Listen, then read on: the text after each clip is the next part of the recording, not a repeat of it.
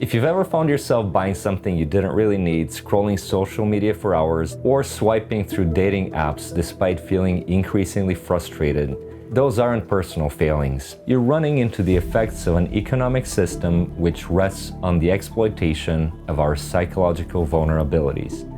My name is Andy Christoph, and today I'll take you on a tour to the factory of desire. We'll explore how the twin engines of consumption and dissatisfaction emerge organically from the inner workings of a system whose very existence depends on perpetuating them.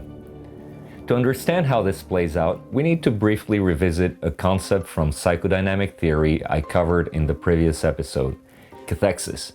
Cathexis refers to the process of investing emotional or mental energy into people, things, or ideas. In essence, it's the process through which our emotional bonds or desire are formed in the psyche.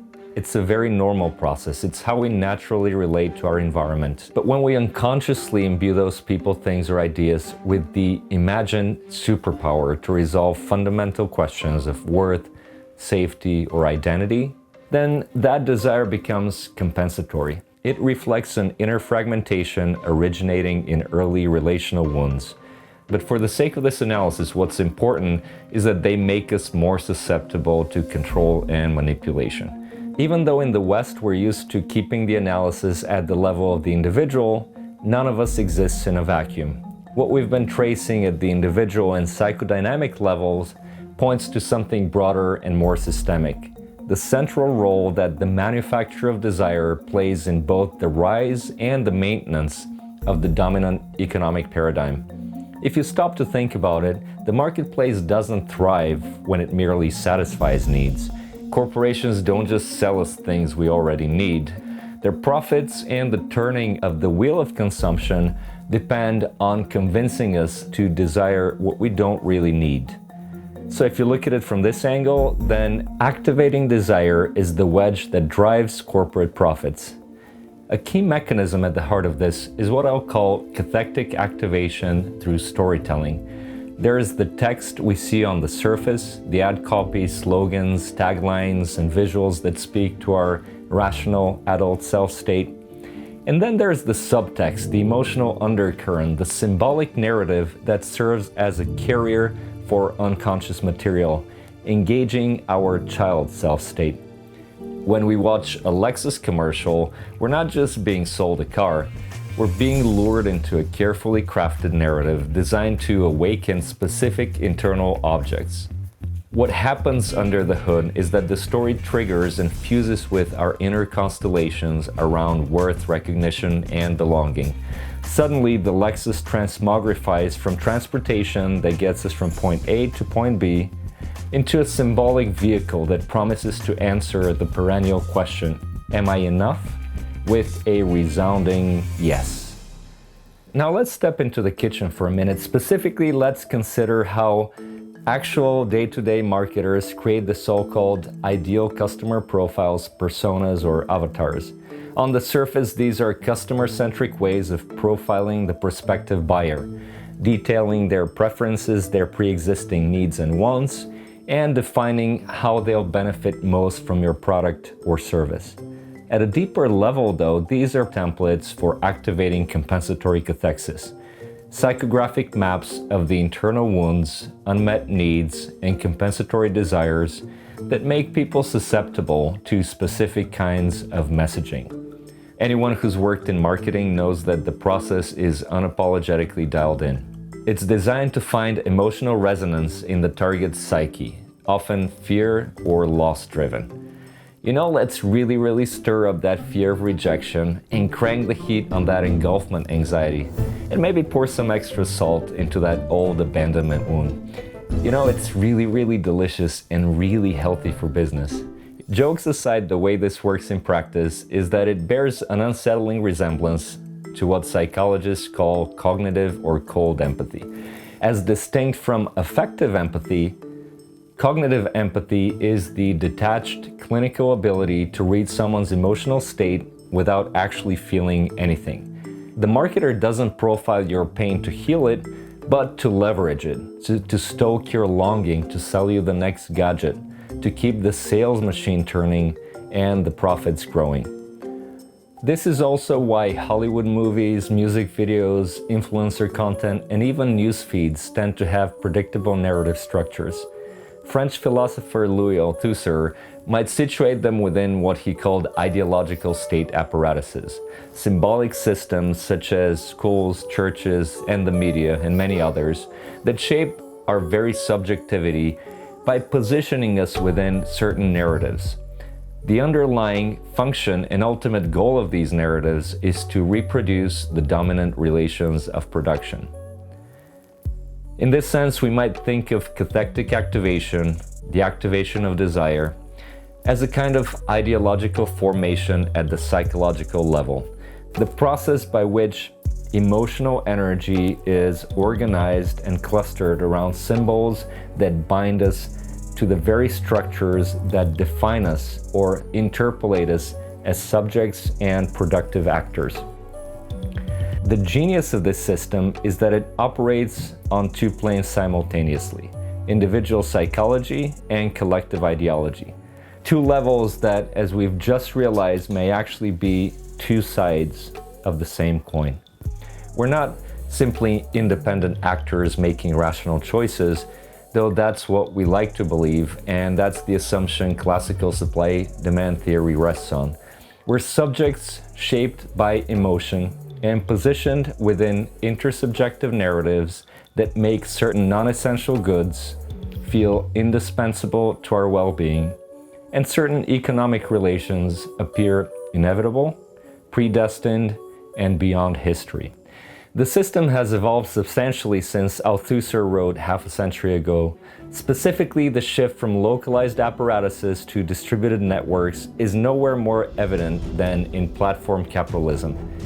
Social media is the apex of this dynamic.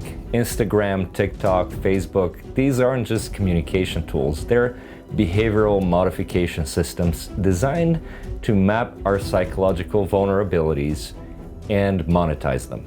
After all, it's not far-fetched to draw a link between cathectic activation, the process of channeling energy in the form of desire, and the currency advertisers trade in: attention. The platform tracks what stops the scroll, what insecurities trigger clicks, and what activates your desires. Then the algorithm feeds you more of it, leveraging dopaminergic mechanisms like like counts, comments, and notifications to keep you in a state of constant activation. Each image is a potential trigger. Social media harnesses relative positioning, the fact that our brains are wired for comparison, to stoke a constant implicit measuring of our lives against idealized others. The influencers showing off their quote-unquote authentic lifestyle becomes an idealized internal object, a screen onto which we project the freedom, love, or happiness we feel that we are missing. And here's the paradox: we tend to look at social media as democratic, decentralized, and even a sort of grassroots revolution.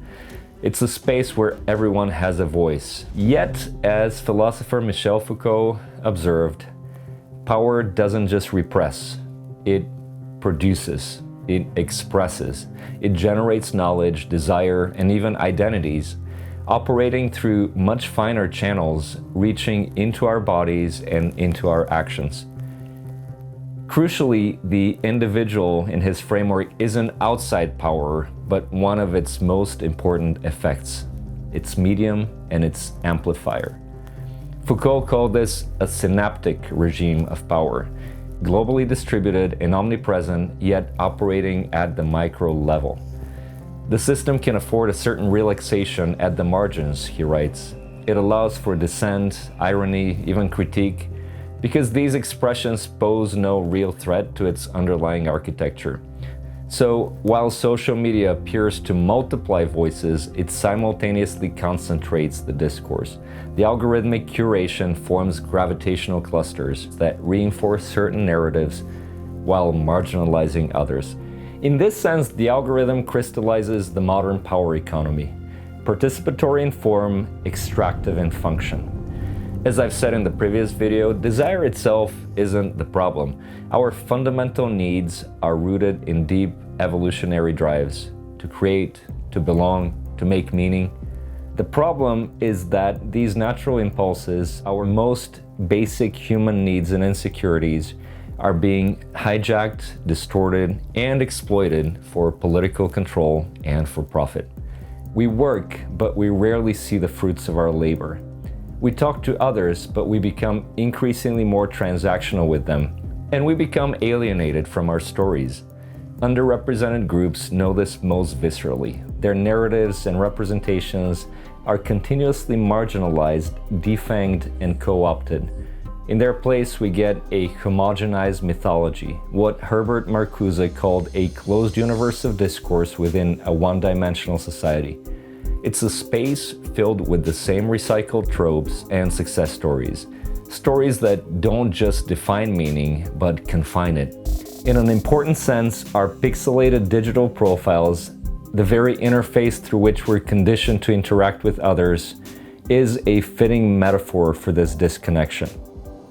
In fact, dating apps reveal the manufacture of desire in its purest, most intimate form. The promise of these platforms is simple and noble on the surface, to solve our longing for romance and connection. But if you look at it more carefully, their incentives aren't fully aligned with this promise. Like social media companies, the dating apps' business models depend on stoking and sustaining desire rather than fully satisfying it.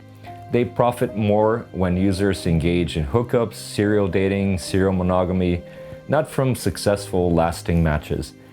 I'm not downplaying the millions of couples who successfully met their significant other online, but I want to keep the analysis focused on the underlying structure rather than the surface.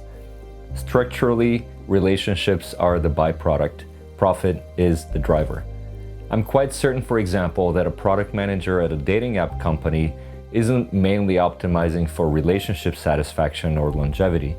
When they're designing new features, they're goaling on core metrics like customer activation, engagement, or retention, all of which ultimately ladder up to one thing: revenue. And here's the thing, the app gives the illusion of endless choice while controlling the underlying choice architecture. It determines who we see and when, and keeps us psychologically tethered to the promise of the perfect match, while the structural dynamics disincentivize people from committing or opening up to real intimacy. Furthermore, the gamification of romance, the swiping, profile optimization, smart matching, literally transforms potential partners into targets for compensatory cathexis. They reinforce the belief that the right person, the idealized object of our desire, exists somewhere in the database.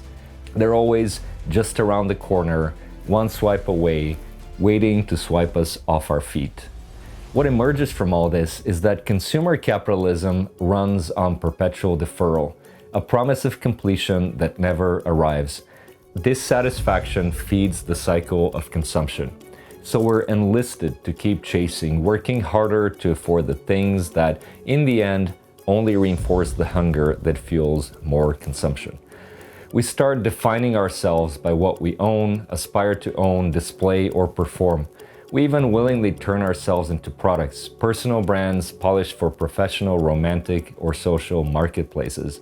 But as Donald Winnicott warned us, when this performance becomes ingrained, when it becomes our dominant mode of being and relating, we become what he called false selves, adaptive masks built to secure external validation while gradually losing all access to our authenticity. Assuming there's a kernel of truth in all this, the economic system we live in abhors stillness. Attention turned inward is attention not spent producing or consuming or swiping apps. The pressure of that current is hard to overstate. It's like trying to row upstream in an overflowing river. To even notice this, we have to make our way to quieter water, slow-moving pools away from the rapids where embodied reflection becomes even possible.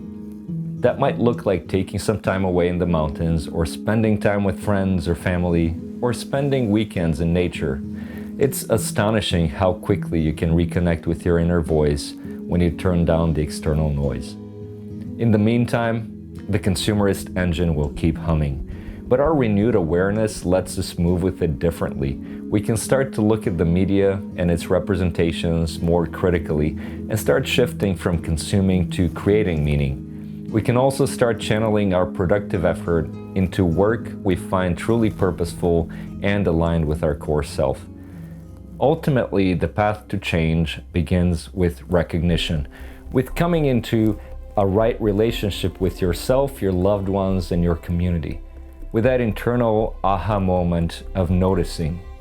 Restless scrolling, impulse buying, and endless self-optimization aren't moral failings. They're predictable responses to systems engineered to keep us activated. Seeing that clearly loosens their grip. It opens the possibility of choice. It reminds us that our attention is currency, and we can decide moment by moment how to direct it. Every time we relate from wholeness, we edit the script. And what we need today more than ever isn't greater willpower or a stronger bias for action. It's imagination. We've grown so accustomed to reacting to our circumstances that we've forgotten how to envision what might take their place in the future. This absence of a positive vision and the quiet resignation to the status quo might be a conditioned response to overstimulation, but it's precisely there that our greatest opportunity lies. Just as a traumatized person must re-engage dormant neural pathways to start healing, we too may need to shake off a kind of collective paralysis, atomization, and learned helplessness. If we put our minds and hearts to it, we can imagine a plethora of new paths to explore going forward. And I don't know what these alternatives might look like, but why not start with a simple premise? Start putting people above profits. Because if Michel Foucault was right, power doesn't only reside in institutions. It's in the capillaries of society. It's inside us. It lives in every person, in every psyche, in the knowledge we produce, the truths we defend, and the stories we tell about what comes next. It's transmitted through our bodies, through our words and our actions. In each moment we withdraw our attention from the factory of compensatory desire, we free up a little more of that power to envision something else. Something more human, more alive, and actually worth desiring.